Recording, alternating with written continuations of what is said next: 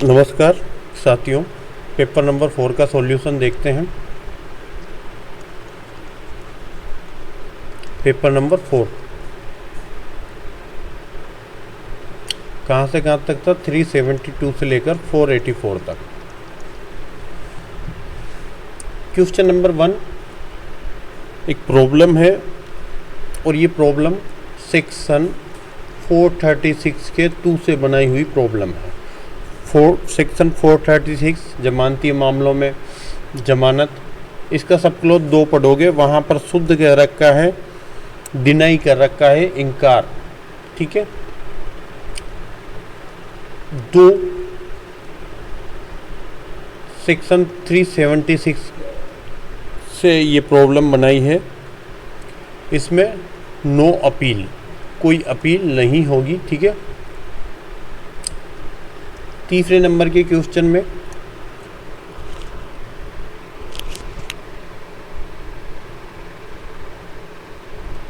बड़ा अच्छे क्वेश्चन है और हाई कोर्ट इस प्रकार के क्वेश्चन पूछता है। 384 का प्रोविजो पढ़ना, वहाँ सीधा सीधा इस क्वेश्चन का आंसर दे रखा है और ये आंसर है नो। कि आपको जब भी कोई अपील आती है, अपील का नेचर ऐसा होता है कि अपीलार्थी आया है, निचले न्यायालय के जजमेंट से पीड़ित होकर आया है उसकी अपील करने। अगर अपीलार्थी एब्सेंट है तो भी आप उसको मौका दोगे, बिना अपीलार्थी को सुने विदाउट मेरिट पे आपको अपील डिसाइड नहीं करनी। 384 के प्रोविजो क्लियर करते हैं, आराम से पढ़ोगे आप समझ में आ जाएगा, क्योंकि अपील का नेचर ही ऐसा होता है कि निचले न्यायालय से पीड़ित होकर आप कोर्ट में आ रहे हो। क्वेश्चन नंबर 4 की बात कर रहे हैं। क्वेश्चन नंबर 4 378 1 और 2 को रेफर कर रहा है, सीधा सीधा आंसर आपको मिल जाएगा। Question number 5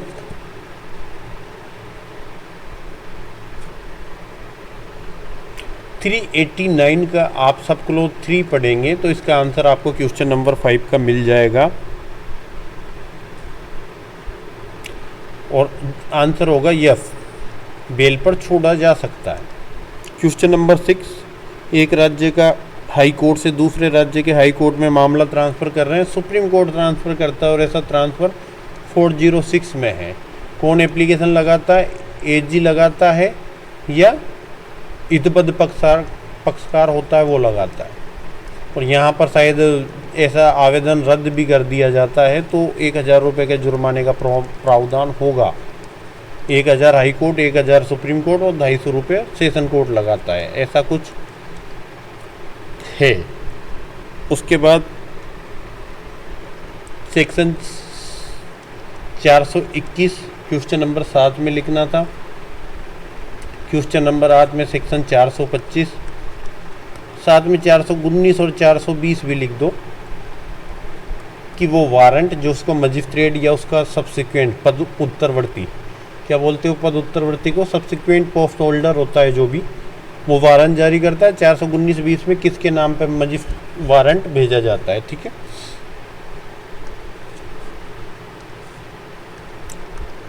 question number 9।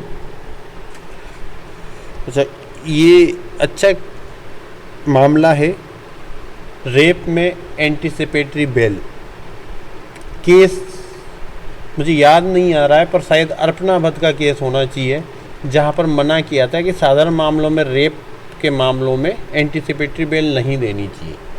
फिर भी रेयर अभी जो प्रज्वला रमन्ना है, जो आंध्र प्रदेश के या कर्नाटक के जो देवगौड़ा, उसका एच.डी. देवगौड़ा है, कर्नाटक वाले जो प्रधानमंत्री रहे, उनका पोता है प्रज्वला रमन्ना।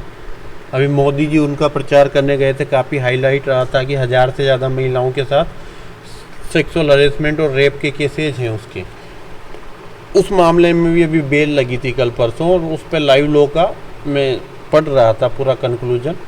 तो सामान्य मामलों में, रेप के मामलों में एंटीसिपेटरी बेल को मना किया। अर्पणा भट्ट का केस है, और भी केस आप देख लेना कि रेप के मामलों में अग्रिम जमानत पर लीडिंग केस लॉज कौन से हैं, उनके माध्यम से इसके आंसर को रेफर करना है।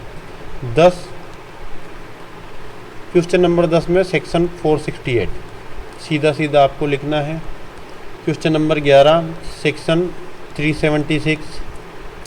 क्वेश्चन नंबर 12 में आपको, अच्छा क्वेश्चन नंबर 12 थोड़ा अच्छा लेवल का क्वेश्चन है, इस पर चर्चा करते हैं। परिवाद के मामले दोष मुक्ति हुई है, कहाँ अपील जाती है? 378 का 3 बताता है कहाँ अपील जाएगी, ठीक है। 4 बताएगा शायद कहाँ अपील जाएगी। हाई कोर्ट में अपील होती है। कंप्लेंट केस है, एक्विटल हो गया, हाई कोर्ट में अपील होगी। हाई कोर्ट में अपील के लिए आवेदन करना पड़ता है, 6 माह और 60 दिन वाला लिमिटेशन दे रखा होगा, यहीं पे उसको भी रेफर करना साथ में, ठीक है। FIR के मामलों में अपील कहाँ जाती है? सेशन में चली जाती है, ठीक है। अगर सेशन ने दिए तो हाई कोर्ट जाती है। पर परिवाद का मामला चाहे मजिस्ट्रेट के पास हो, कहीं भी हो, दोष मुक्त किया है तो सीधी अपील कहाँ पर जाएगी? हाई कोर्ट पर जाएगी, क्योंकि मामला कंप्लेंट केस है। थोड़ा सा इसको ठीक से पढ़ना, तैयार करना। 13 number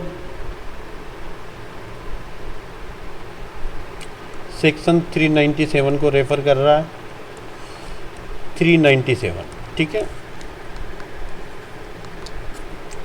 question number 14 section 407। Question number 15 428। इसमें कुछ कंडीशन है, कब मुजरा नहीं होता वो कंडीशन अलग से रेफर करना। 3 कंडीशन होती है जब मुजरा नहीं होता। कब? एक तो आजीवन कारावास हो, एक फाइन भरने में डिफ़ॉल्ट की स्थिति में जो इम्प्रिजनमेंट होता है उसका सेटअप नहीं होता, और तीसरा कौन सा है?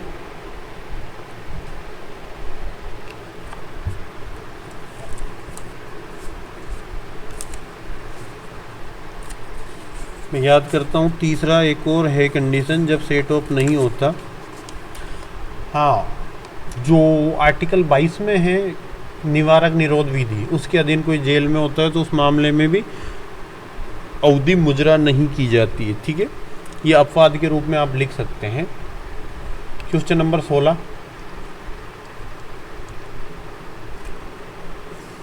433A। Question number 17 457 458।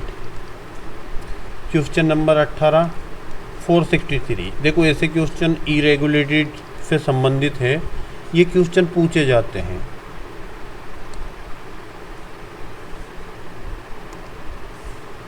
इरेगुलरिटीज से संबंधित जो क्वेश्चन होते हैं ये पूछे जाते हैं।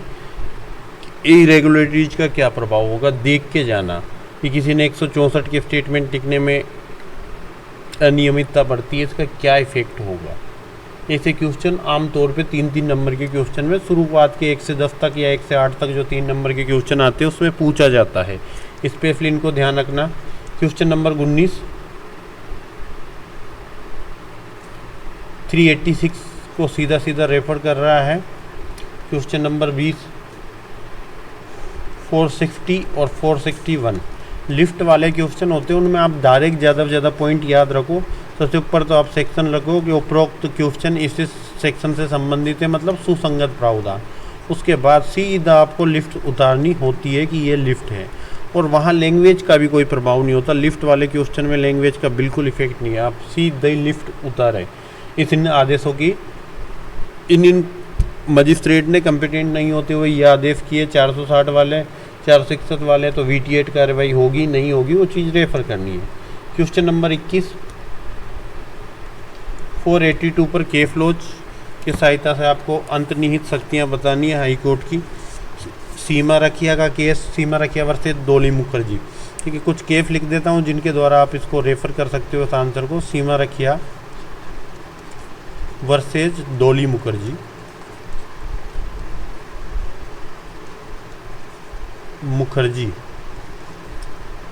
रामचंद्र अग्रवाल वर्सेज उड़ीसा राज्य। पहले उड़ीसा वर्सेज रामचंद्र अग्रवाल,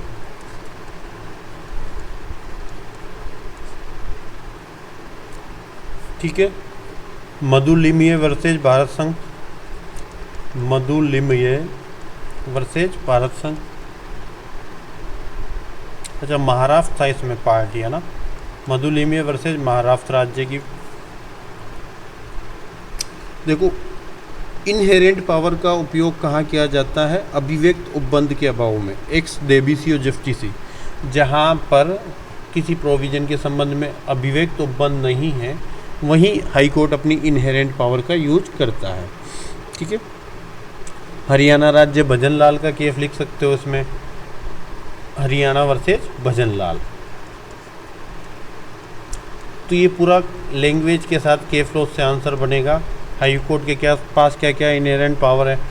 एफआईआर को भी आप वहाँ से क्वेश करवा सकते हो, इसको भी रेफर करना। ठीक है, कि हाई कोर्ट से एफआईआर को क्वेश करवाई जा सकती है सेक्शन 482 से। क्वेश्चन नंबर 22 यहीं लिख देता हूँ। क्वेश्चन नंबर 22 में आपको सेक्शन 437 रेफर करना था। उसके बाद क्वेश्चन नंबर 23, कोई ज़्यादा